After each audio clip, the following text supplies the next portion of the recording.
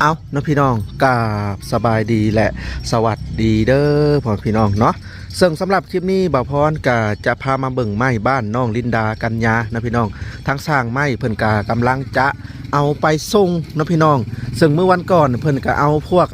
เสาไปแล้วนะเนาะและก็มื้อนี้เพิ่นก็ได้เอาพวกไม้เส้นนะพี่น้องพวกคางพวกคือพวกซีญัวจันทุงจันทันพวกตรงอะไรนะพี่น้องเนาะและก็รอบที่3นี่เพิ่นก็น่าจะเอาอันนั้นนะพี่น้องน่าจะเอาพวกแป้นปูไม้48แล้วก็แป้นแอมเนาะแต่อันนี้เอาไม้พวกนี้ก่อนนะพี่น้องน่าจะ3เที่ยวนะพี่น้องที่เพิ่นจะเอาไปส่งเนาะนี่เด้สร้างไม้เพิ่นก็อาศัยอยู่นั่นนี่แหละเนาะพี่น้องเดี๋ยวไม้รถนี่ก็สิเคลื่อนไปบ้านน้องลินดากัญญานะพี่น้องซึ่งบ่พรก็สิจ่ายเงินเพิ่นเลยนะพี่น้องเดี๋ยวเอาเงินเตรียมไว้ให้เพิ่นก่อนเนาะตอนนี้เพิ่นก็กำลังกินข้าวกินน้ำนะพี่น้องหลังจากกินข้าวกินน้ำแล้วเพิ่นก็จะทยอยไปส่งเนาะซึ่งบ่พรก็ได้มาเบิ่งไม้ก่อนนะพี่น้องซึ่งจากกระท่อมนี่ไปจากบนเพิ่นอยู่นี่นะไปหาบ้านน้องลินดากัญญากับประมาณ1 ลักนะพี่น้องเนาะโอเคนะพี่น้องเดี๋ยวบ่พรสิตัดภาพไปที่บ้านน้องลินดากัญญากันเลยเนาะไปท่าเพิ่นอยู่พุ่นเอานะพี่น้องตอนนี้บ่พรก็มาอยู่ที่บ่อนน้องลินดากัญญาอยู่เลยเนาะสบายดีเด้อน้องๆลินดากัญญาน้องน้อยเนาะเป็นได้ป้าเพิ่นไปห้องหมอซั่นบ่โดยไปซิอยู่เมืองพีนไปเมืองพีนผู้หรือเซโปนโดยเซโปนไปกวดแล้วก็ไปอันนั้นไปกวดเบิ้งแต่สัตว์สอจันเพิ่นไปกับไผน้องลินดาไปกับลุงขี่รถจักรนี่โดยรับรถจักรไปฮอดเซโปนผู้โดยก็คือเพิ่นลัดไปนี่ลัดปานใดก็ลัดไปทางนี้คือจะใกล้ดีเนาะโดยไกลประมาณจักลักคิดว่าบ่แม่น100 กว่าลักบ่หรือว่า8-90 ลักประมาณ8-90 ลักนี่แหละตัวน้องพี่น้องกว่าจะฮอดเซโปน ก็คือทางป้าน้องลินดาน่ะเพิ่นเป็นตั้งแต่หึงแล้วบ่โดย2 เดือนตายเลย2 เดือนป้าเพิ่นเป็นแบบใดน้องลินดาทางป้าจ้ะนะเป็นเมื่อยเป็นมึนนี่แหละแล้วก็บ่มีแห้งบ่ได้กินข้าวนะบ่อยากเข้าโดยว่าสิไปกวดนี่แหละเจ็บในท้องพร้อมเพิ่นก็ให้เมื่อคืนนี้เพิ่นไม่ได้นอนเพิ่นอะไรโดยลุงโทรกับบ่ฮับเพิ่นเมื่อยบ่โดยหากระฮับมื้อเช้านี้เพิ่นโทรลุงโทรก็เลยพาลุงไปเลยเอาไปห้องหมอโดยเพิ่นเป็นมาก่อนหน้านี้แล้วนะพี่น้องทางป้าบ่แม่นถือว่าเป็นบางใดนี่ได้เนาะเป็นมาแต่หึงแล้วเป็นได้น้องๆพากันกินข้าวกินน้ำแล้วบ่โดยกินแล้วได้เมนูยังกินซุปผักเฮ็ดเองกับมือบ่นี่โดยเฮ็ดกับแฟนน้องน้อยเฮ็ดบ่ขาวแซ่บบ่แซ่บบ่แซ่บเดี๋ยวเป็นจังได๋ล่ะมันใส่น้ำใส่น้ำมันได้จืดเขาไม่ได้ใส่น้ำคำว่าจืดนี่คือทอดทีแรกเพิ่นว่าจะทอดโดยแต่นี่ก็ไปใส่น้ำจริงๆเคยแล้วก็ตอนเที่ยงนี่ยังแต่อาหารเที่ยงเนาะเลยก็คืออันนี้เนาะพี่น้องช่วงเที่ยงบ่พรจะซื้อของอยู่ของกินมาให้ทางน้องๆเนาะเพราะว่าเงินซื้อของอยู่ของกินนี่ก็ยังอยู่นำไปพรเนาะยัง2 เจ้าเนาะพี่น้อง2 เจ้านั่นก็คืออ้ายโศกไซเนาะอ้ายโศกไซนี่อยู่ทางฝั่งไทย500 บาทเนาะแล้วก็ลุงบุญเลิศท้องซื่นนี่ก็500 บาทซึ่งบ่พรว่าจะเอาไปซื้อของกินนี่ก็ยังบ่ทันมีโอกาสเนาะคือสำหรับคลิปนี้เนี่ยบ่พรมาหับไม้นะพี่น้องแล้วก็สิมาจ่ายค่าไม้เนาะก็คือตอนนี้ทางสร้างไม้เนี่ยเพิ่นกำลังกินข้าวเพิ่นกินข้าวแล้วเพิ่นก็สิมาส่งเนาะพี่น้องไม้ก็ถือว่าเต็มรถเนาะที่แรกเพิ่นมาส่งเสาก่อนที่2กับพวกไม้เส้นค้างคือตรงสีญัวที่3มันก็อาจจะเป็นแป้นปูนั่นนี่อะไรเนาะพี่น้องเนาะส่วนงบน้ำบ่พรนี่อาจจะเนาะพี่น้องอาจจะพอแต่ค่าไม้เด้อพี่น้องอาจจะยังค่าสร้างค่าสังกะสีค่าวงกบนั่นนี่แหละเนาะถ้าว่าเรือจังได้ก็สิได้อันนี่แหละซื้อวงกบมาไว้เนาะพี่น้องกับพังเบิ่งเพราะว่าตามที่บ่พรถามอันสร้างไม้คร่าวๆเพิ่นก็บอกว่าโอ้คือจังว่าเกือบ30 ล้านบ่ได้เรื่องไม้นี่เป็นได้น้ำบาดาลนะออกคักอยู่บ่โดยออกอยู่ เพิ่นแล้วจักโมงมื้อนั้นน่ะอ้ายก็บ่ได้อยู่ซ้ำ กลางหอดดึก เด็กผู้ กลางคืนกำลังดึกอันนั้นเพิ่นแล้วเลยเมื่อแล้วก็เฮ็ดเฮ็ดเมื่อแล้วตอนเช้าอีกมานั่นเสร็จเลยไปพาอ้ายไปเบิ่งในน้ำสร้างบาดาล เกาะเด้อ อันนี้เป็นเสาพี่น้อง โด เลย ยเสานี่ความยาวนี่4 เมตร ความยาว4 เมตร มาตรฐานหน้า15ถ้าว่าต้นไม้ตัวได้ใหญ่ก็อาจจะเป็นหน้า16 17นะพี่น้องเดี๋ยวลองแล้วมัน ถ้าว่าสิเลือกแต่แบบว่าไม้หน้า18เลยกับมันหายากนะพี่น้องอันนี้ก็สลับกันเล็กน้อยเนาะก็บ่ได้น้อยเด้อพี่น้องหน้าเสาจะมีเนาะก็บ่ได้น้อย แต่กล้า แต่บ่ให้ต่ำกว่าหน้า15เสาละ400,000 กีบนะพี่น้อง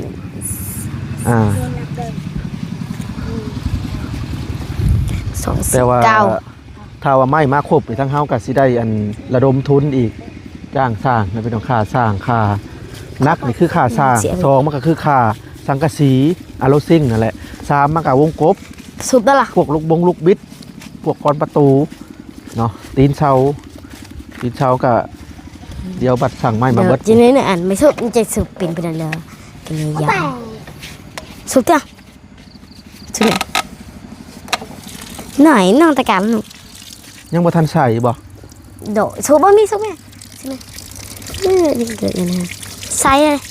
สบายแล้วบัดนี้เนาะ โดยใส่เลยตะบนน้ำลูกตะบน ลองโยมมึงดูน้องกัญญาลองโยมมึงดูอยากเบิ่งว่าออกแฮงปานใด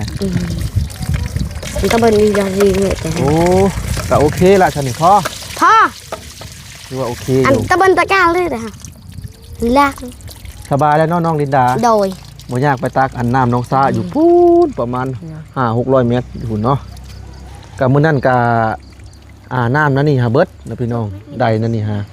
แต่ที่นี่แหละทั้งเบาน้อยเชียงรายเพิ่นก็เอางบทั้งผู้ใหญ่ใจดีจ้างทั้งไอ้แก้วคือจังหว่า500,000นี่แหละคอยเพิ่นคนมาจังสำเร็จเนาะ ตะการซะ ซึ่งเจาะน้ำสร้างบาดาลนี่ก็ผู้ใหญ่ใจดีทั้ง2เบาลานะพี่น้องผู้ใหญ่ใจดีทั้ง2เบาลาเพิ่นก็ว่าสิเฮ็ดหลังคาอีกได้ อ้าว เฮ็ดหลังคาแล้วก็ราดซีเมนต์จบดีเนาะในบ่อนนี้ถือว่าโอเคเลย นังเรเดียว ถือว่าเจาะน้ำสร้างบาดาลนี่ สุดมั้ย ถือว่าโอเคแหละประสิทธิ์แดนนะพี่น้องประสิทธิ์ข้างหลัง กันยาวเมื่อน้ำตาสลับ ข้าง ใช่ปะไปฮะ อ้ามนั่นนี่จักมือเลย หากับมือนึง เอากับมือหนึ่งบ่ โดย ถ้ามันได้โครงหลังคาคักๆเลยเนาะ โดย โครงหลังคานี่ทางทีมงานเฮาหรือว่าบอลานี่กำลังดำเนินการเด้อพี่น้องเพิ่นกำลังสั่งไม้น้ำสั่งไม้ผู้ที่มาส่งเสานี่ล่ะเนาะเพิ่นกำลังสั่งไม้ไปหลังจากเฮ็ดโครงหลังคาแล้วก็สิราดซีเมนต์เนาะราดงามๆนะพี่น้องพอได้ห่มถือว่าโอเคล่ะมีน้ำแล้วก็ดีใจนำ โดย ดีใจน้ำน้องลินดา ดีใจ รับคักเลยวันนี้เนาะ โดย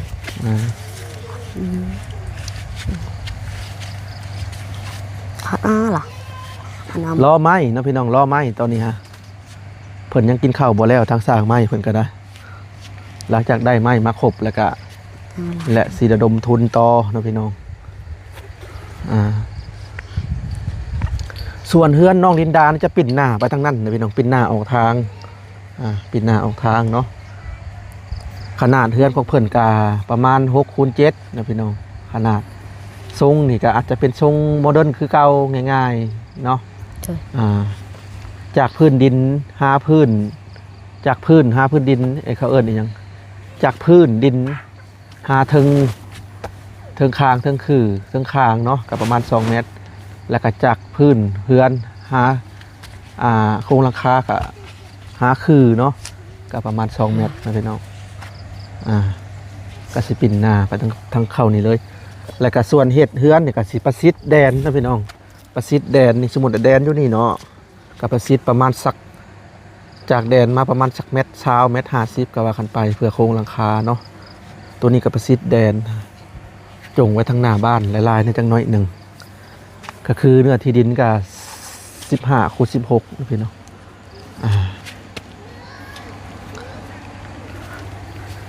น้องลินดา โดย คือสิดีใจเนาะ โดยดีใจ สิมีเฮือนของตัวเองเลย โดย ก็คือเก่าเนาะพี่น้องเฮือนก็อาจจะขันห้องอย่างละห้องขันห้องอย่างละห้อง เวลา2คนเพิ่นสมมุติว่ามีครอบมีครัวเนาะก็คนละห้องอย่างประมาณนี้มื้อนี้บ่ได้ไปหาหน่อไม้บ่ บ่ไม่ได้ไปหาปลาไปมื้อเช้านี้ปลาไปอันนั้นห้องหมอมื้อเช้านี้ก็เลยบ่ได้ไป ซึ่งเพิ่นไปห้องหมอก็มีทั้งทีมงานเฮาแหละเนาะพี่น้อง ได้นอนอยู่พุ่นน่ะสัก2-3 มื้อนี่ โอ้ บางทีก็มื้อนึงคันอันนั้นคันหายดีคันยังว่าทัน ทีม หาย งานเฮาเนาะเพิ่นเบาน้อยเชียงรายนะพี่น้อง โดย ก็คือเพิ่นอันนั้นเพิ่นก็มามอบเงินให้มื้อเช้านี่บ่ โดยมามอบเงินให้600,000มื้อเช้านี่ มื้อคืนนี่กี่2 ล้าน โอ้โหบริปิด2.6 ล้าน โดย2 ล้าน เพิ่นก็เลยไปหาหมอเนาะ โดย แต่ว่าที่แรกนะแบบนี้ได้พี่น้องเอ้ยตามป้ากับลุงเพิ่นว่าเพิ่นว่าเรื่องว่าอิหยังแหละความเชื่อส่วนบุคคลเนาะ โดย เพิ่นก็ว่าผีเฮ็ดนั่นนี่นะพี่น้องแล้วที่นี่แหละทางบ้านน้อยเพิ่นก็เลยว่าเอ้าไปหาโรงหมอไปกวดเบิ่งดูไปโรงหมอลาวเวียด โดย ไปกวดเลือดเอ็กโกนั่นนี่ส่องไฟฟ้าแทรกขึ้นหัวใจนั่นนี่มาตรฐานก็บ่แม่นมาตรฐานดอกเนาะกวดแบบกวดละเล็กละน้อยนะพี่น้องถ้ามาตรฐานก็โอ้ต้อง MRI MRT อหย่างจักอย่างนี่แหละสแกนคนนอนเข้าไปแล้วก็ใส่ขึ้นแม่เหล็กไหลโตเข้าไปพุ่นแหละแต่ก็อยากแพงแน่ นั่นถึงสุด แต่ว่าตัวนั้นที่อันวิจัยโรคได้ชัดเจนอยู่นะพี่น้องการวิจัยโรคหรือว่านั่นนี่ก็เกี่ยวกับหมอคือกันได้พี่น้องกับฐานหมอถ้าฐานหมอใส่ใจเรื่องรายละเอียดกับอันนั้นบางทีฐานหมอบางฐานก็อาจจะ โบใส่ใจกับอันนั้นนะพี่น้องคำเป็นใส่ใจรายละเอียดยิบนะครับจะอ่านผลกวดโรคได้ดีเนาะพอตามที่ว่าพรได้ไปศึกษาเกี่ยวกับหมอนี่คือหมอบางฐานเพิ่นใส่ใจเยอะดีได้เพิ่นจะกวดรายละเอียดยิบเลยนะถ้าเป็นประชันก็ดีเนาะในใจว่าพอเขาอยากให้หมอแบบใส่ใจเรื่องในหน้าที่ตัวเองนะบ่อยากให้แบบว่าผลเห็นเงินหลายกว่าเนาะเอาเนาะพี่น้องบ่พรกาสิอ่านรายชื่อผู้ใหญ่ใจดีอีกครั้งเด้อเนาะอันดับแรกนี่บ่พรจะอ่านรายชื่อผู้ใหญ่ใจดีที่ชื่อที่ดินที่ชื่อที่ดินให้น้องลินดากัญญาเนาะพี่น้องก็คือมี3ฐานนะพี่น้องเนาะ1พ่อกิ่งสวรรค์อยู่ทางอเมริกาเนาะ200 เหรียญ2แม่ทอนแก้วอยู่ทางอเมริกา100 เหรียญ3ผู้ใหญ่ใจดีทางซ่องเบาจิตอุทุพรเพิ่นบ่ประสงค์ออกนามก็2 ล้านเหรียญก็ตีไป100 เหรียญนะพี่น้องเนาะ2 ล้านเหรียญบ่พรว่าผิด2 ล้านกีบก็ตีไป100 เหรียญนะพี่น้องก็พอดีเหมาะเจาะกับกับที่ดิน8 ล้านนะพี่น้องเพราะว่าเพิ่นก็หักค่าธรรมเนียมนั่นนี่นะพี่น้องเดี๋ยวบ่พรจะแจ้งให้พี่น้อง FC รับรู้นำกันอีกครั้งเนาะการที่เฮาถอนเอาเงินอยู่ลาวเนาะถ้าว่ามี FC ฝั่งไทยเพิ่นโอนเข้ามาจะเสียค่าธรรมเนียมเด้อพี่น้องเสียค่าธรรมเนียมระหว่างประเทศเนาะก็คือ 1,000 บาทเพิ่นจะหักค่าธรรมเนียมมาตรฐานเลย20 บาทถ้าว่าเขตใกล้ๆเขตนอกเพิ่นก็จะหัก30 บาทต่อ 1,000 บาทนะพี่น้องอันนี้ก็อยากให้เข้าใจนํกันเนาะและก็ส่วนเงิน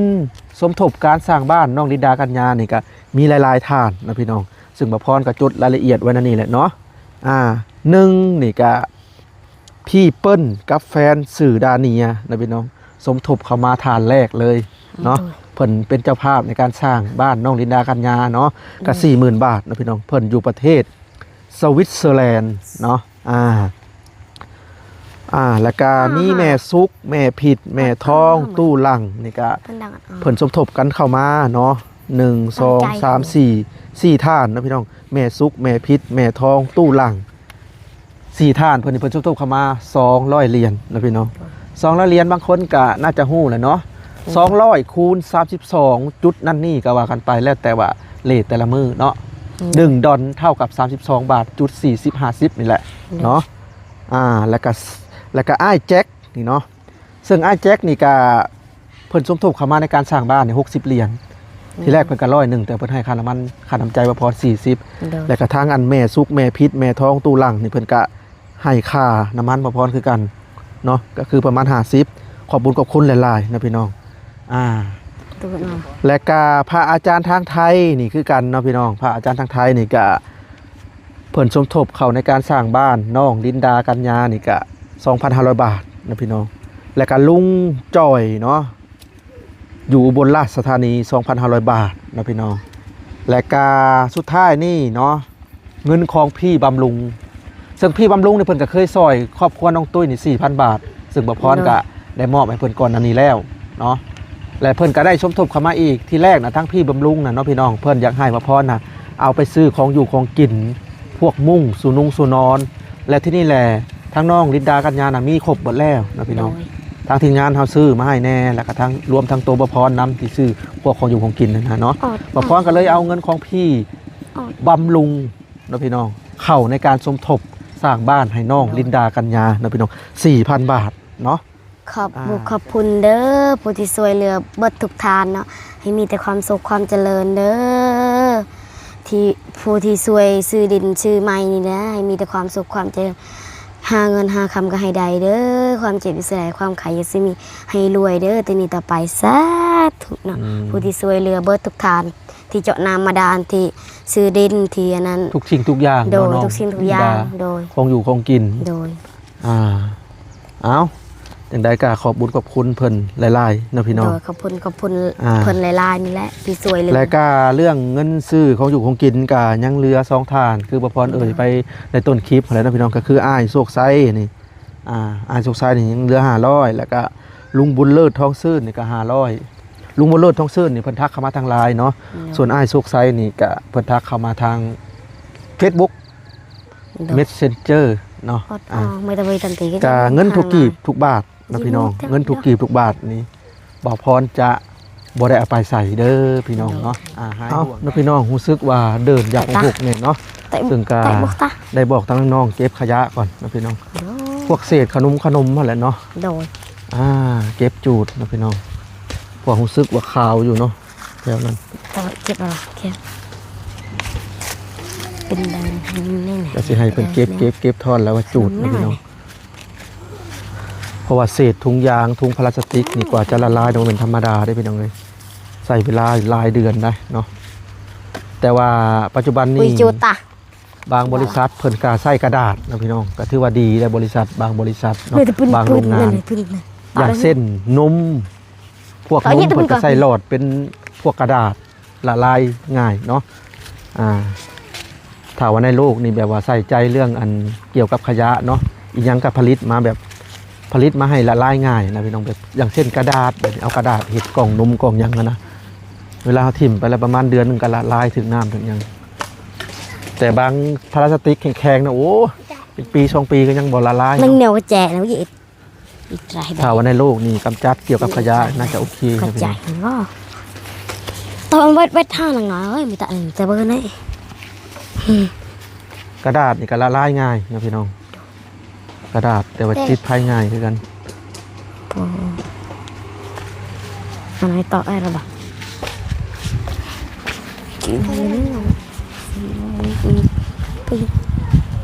ทางป้ากับลุงเพิ่นบ่อยู่นะพี่น้องไปหุงหมอเมืองจีนซีปูนขี่รถมอเตอร์ไซค์ไปเนาะโตกว่าจะไปฮอดเนาะเพิ่นก็เจ็บออดแอดมา2 เดือนกว่าแล้วนะพี่น้องแต่กับเพิ่นกับบ่ได้มีเงินไปนะมาถึงว่าเจ็บก็อยู่ท้อที่นี่แหละตั้งจุ่มเฮามานี่แหละมาซอยเรือทั้งน้องลินดากัญญาแล้วก็มีผู้ใจดียื่นมือก็เลยได้พาไปหุงหมอเนาะซึ่งเพิ่นก็เข้าน้ำเกลือนี่โอ้ลายถุงอยู่บ่น้องลินดาป้าเจ้าเข้าน้ำสโลมนี่จักถุงเกาะ3 ถุง3 ถุงยังบ่หายเนาะเมื่อวานหลายเขตที่นี่นะเพิ่นอันนั้นเวลาอันเจ็บเป็นแล้วจะเข้าน้ำเกลือเนาะโดยเข้าน้ำเกลือแล้วก็เข้าน้ำเกลือบางทีก็ซักกินยาแต่เพิ่นบ่ได้ไปแบบว่าไปหากวดโดยตรงกันนะโดยคือว่าอะไรเรื่องเงินปัจจัย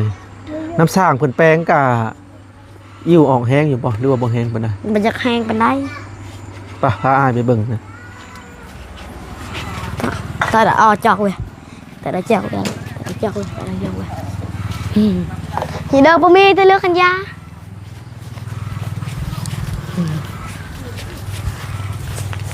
เพิ่นแปลงนะพี่น้อง โดย เพิ่นแปลงเมื่อช่วงมีผู้ แปลง เอาเงินใจดีให้เพิ่น500เพิ่นมาแปลง แต่ว่าเฮ็ดแนวนี้ก็โอเคได้ โดยโอเคไป เฮ็ดแบบแนวกระเดิงนี่เนาะ แต่ดีอีแล้วเลยโดยนี่แหละ โอ้แห้งอยู่ซะ โดยแปลง พอใช้อยู่ โดยใส่ได้ อืม เมื่อยจีไรเป็นมือ น้องลินดาคิดว่าอันยุ่มเฮ็ดบัดนี้ตัวใดเบากว่า แบบนี้ แบบนี้บ่เบากว่า โดย อืม มันตะวันสิอันหลอกที่ช่วยเดอเย็นโดย ลุงจะบ่เฮ็ดเอง โดยเย็น ก็นี่เน้องพี่น้องก็ใส่ไม้แบบนี้ แล้วก็บาก แล้วก็ใส่น็อตแบบนี้ ช่วยเย็นสู้ละ แต่ว่าตัวนี้ติเพิ่นใส่แบบนี้เอาเลยเนาะ โดย ที่จริงมันมีวิธีเฮ็ดกว่านี้มันใส่แบบอย่างเล็กบ่หรืออย่างจักอย่าง มือว่าโอ้มันเย็นพาย เพิ่นหากระแปงนะพี่น้องเพิ่น เดี๋ยว หากระแปงนี่แหละพอดีทางน้องกับมีอีกบ่อหนึงก็ถือว่าสับเปลี่ยนกันสร้างว่าสร้างตัวใดทีเนาะ นี่หลังนะ ซึ่งเขตแดนลุงเพิ่นก็ฮอดพี่ได้พี่น้องเอ้ย โดย แต่แค่ ทาง ทางพี่แหละ เอ้า อันนี้ทางลักอยู่นี่เนาะก็ถือว่ากว้างอยู่เดินลุง โดย กัน กวางอยู่กว้าง หน่อไม้ยังน้อง บ่ฮู้นังหน่อไม้ยังหน่อไม้หวานนี่แหละ บ่พรกับบ่จักสื่อมันปานใดเด้อน้องพี่น้องหน่อไม้นี่เดี๋ยวจะให้เบิ่งชัด หน่อไม้หวานเพิ่นว่าหน่อไม้หวาน ๆแม่นบ่ บ่ฮู้เด้เพิ่นว่าหน่อไม้หวานเพิ่นก็บ่ฮู้ไม่หวาน เพราะว่าบ้านบ่พรน่ะบ่มี บ่ บ่ มี พรฮู้จักแต่หน่อไม้บงหน่อไม้ไหล บ่แม่นหน่อไม้บ้องอัน หน่อ นี้ ไม้ไผ่หน่อไม้พอบ้าน แล้วก็หน่อไม้สร้างไผ่แค่นั้นเอง แต่อันนี้ฮะบ่ฮู้จักสื่อจักหน่อไม้ไผ่หยังหน่อไม้ไผ่สร้างค้ำบ่ บ่จ้ะ ถ้าผู้ใดฮู้ข้อมูลมานี่ บ่ฮู้ คำว่าไผ่นี่ฮู้จักคือแต่ว่าสื่อของหน่อไม้ตัวนี้อีหยังเพิ่นปลูกน่าจะหลายปีแล้วเนาะ โดย เพื่อสิได้จะมีแล้วประ เพื่ มา อ ณ สิได้ บ่แม่น5 ยังบ่ทันได้กินจักเทื่อยังบ่ทันจะกินจักเทื่อยังบ่ฮู้ โอ้ขับไปกินนี่ก็เบิดแล้วน้องดินดาเอ้ย โดย ก็ตอนแรกๆให้กอใหญ่ๆกว่านี้ก่อน โดยให้ลายก้อนจัง อ่ะ กิน มัน คือสิหวานเนาะต้มหาบ่เคยกิน โดย จักเทื่อเนาะ แกงเอาแซ่บ เป็นได้ป้าเจ้านาอันเพิ่นปั้นข้าวแล้วบ่ โดยปั้นแล้ว ได้จักสอบ ในซาวซอบ สอบ โดย แต่ เป็นคนเอา เพิ่นว่า ไว้อยู่นะ อืม เป็นคนเอาไว้แล้วยืมรถเขาคนเอาไว้แล้ว แล้วป่าหัน แล้วแหละเนาะ โดย ก็คือเพิ่นเฮ็ดเหล้าอยู่นาแล้วก็เอาเข้าไว้อยู่นาเลย โดย อืม เอาไว้อยู่นะแล้วเพิ่นก็ไปแล้วเขาแล้วนะ สบายแล้วแม่นเนาะ โดย แล้วมื้อใดเพิ่นเข้ามานอนบ้าน ยังบ่ทันเข้ามานอนคันปลาไปพุ่นแล้วปลามาจังไหนก็ได้นอนอยู่นี่แหละ อืม ยังมาตอนนั้นเลยคันไปปลายังบ่ทันมา มาแต่โรงหมอแล้วก็สิเข้ามานอนบ้านเลย โดย เข้ามาเบิดแล้วลูกเต่าเพิ่นเนาะ โดย แต่ก่อนเพิ่นก็เข้ามาบ่หรือว่าเพิ่นนอนนาตลอด เข้ามา เข้ามาคือกันเนาะ โดย ลูกเพิ่นทั้ง4คนก็ยั่วๆแล้วบัดนี้เนาะ โดย หลายแล้วพี่น้องเอ้ย ออดอ้อห่อเหรอ แต่ว่าลูกเพิ่นเอาไปนํบ่หรือว่าอยู่นานํ ผู้น้อย3 ปีหันเอาไป เอาไปนํ โดยผู้ แต่ น้อ ว่าย อยู่นาหา ยังผู้นาอยู่นาหันยัง2 คน ผู้ชายบ่ โดยผู้ชาย อืม อันนี้อายเล่าก็อยู่นา อ้ายแล้วจักปีแล้วฮู้จักบ่ อายล่ะประมาณ8 ปีนี่แหละ โอ้ 8-9 ปีเท่านี้แหละประมาณนี้แหละ โอ้ แต่อายเพิ่นบ่ฮู้แล้ว เพิ่นมีลูกชายอีกเนาะ โดยบ่ แต่ ฮู้ ทางชุมเฮาก็ยังบ่ทันได้เห็นเนาะและกาทั้งป้ากับลุงน้องลินดานี่ก็คือจังหว่าได้ยินแว่วๆนะพี่น้องได้ยินแว่วๆว่า มีผู้ใหญ่ใจดีว่าสิแอมพาให้ใหม่แต่ก็เปลี่ยนสังกะสีให้ใหม่ ดีใจคันปลาใด เพราะว่าได้เห็นจากซ่องเบาจิตนะพี่น้อง โดย เบาจิตเพิ่น คันใดก็ดีใจแล้วเฮ็ดแนวใดบ่มีปลากระทุกข์คือกัน ก็มีแต่ว่าบ่จิตเพิ่นว่างเพิ่นก็สิมาหรือว่าจังใดนี่แหละเนาะอ่า แต่หามั เป็นได้น้องกันยาเศร้าไอบ่เศร้าแล้วบ่เป็นไอ เจ็บในท้อง ฮะ เจ็บในท้อง เจ็บในท้องอีกเลย เดิน เพิ่นว่าผู้เช้านี่ก็บอกไอ้น้อยแล้วเมื่อกี้นี่ว่า เจ็บแบบใดแบบเจ็บปวดท้ายนะบ่หรือว่าเจ็บซื่อ บ่เจ็บจน อันมันบิดบ่ะ แบบเจ็บอันนั้นเลย หึ บ่หาย ๆเจ็บเบื้องใดล่ะเจ็บทั่วเบิด เดินจน อืม เจ็บปวดเลย เป็นอีหยังดีเนาะพี่น้อง บ่ฮู้ แปลกทะมวนได้ประพรก็ได้ เจ็บในท้อง เดิน เคยเป็นมาก่อนบ่หรือเฮาก็เป็น เคยเป็นแล้ว เคยเป็นมาก่อน เดินเคยเป็นตื่นเช้าแล้วก็ คือ เจ็บ ขน้อยนี่แหละก็เจ็บอยู่ในท้องบางทีก็ แม่นบ่ โดน อืม เคยเจ็บอยู่มันก็เดินโดนก็เศร้า ตื่นแต่เช้าเจ็บตื่นแต่เช้า ตื่นแต่ละเช้าน่ะเจ็บโลด บ่แต่คืนนี้ละเจ็บ อื มือเดียว ตอนนี้เช้าแล้วว่าสะน้องกันยา ยังเจ็บ ยังเจ็บอุ่มๆอยู่ เดินแต่เช้า อืมจะเป็นอหย่างเนอ โดน ยายังบ่ทันมีกินบ่ ยังบ่มี จังว่าเป็นถอกท้องบ่จัก บ่มียา ทา กิน ยาหมอง นะ ทายามองก็ว่าหาย บ่หายแล้วยาหมอง ทาในท้อง อืม เอาหมดเลย อืมถ้าบ่หายอ้ายสิซื้อยามาให้เถอะนะ โดย จักว่าถอกท้อง กินยังเมื่อวานนี่ กินไม่ยัง เมี่ยง โดย กูจีด พอ กิน แล้ว ยัง ตำหัวชิงไข่นี่บ่หรือกินสม กินสมมะขามนี่แหละ อืมจักว่าเป็นนักกินสมมะขามนี่บ่จักซะ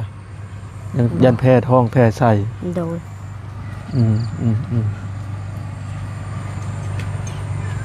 มเอาละนะพี่น้องประพรว่าสิท่าอันรถไม้มาส่งเพิ่นก็ยังบ่ทันได้มาส่งเนาะก็มีแต่ว่าเอาเป็นคลิปหน้านะพี่น้องสำหรับคลิปนี้ก็นี่แหละประพรก็สิได้คอโตวจบคลิปเพียงเท่านี้ก่อนนะพี่น้องถ้าว่าสิท่าเพิ่นก็โอ้คลิปมันจะยาวเนาะ โดย มีแต่ว่าเอาเป็น EP หน้าเนาะพี่น้องสิได้มา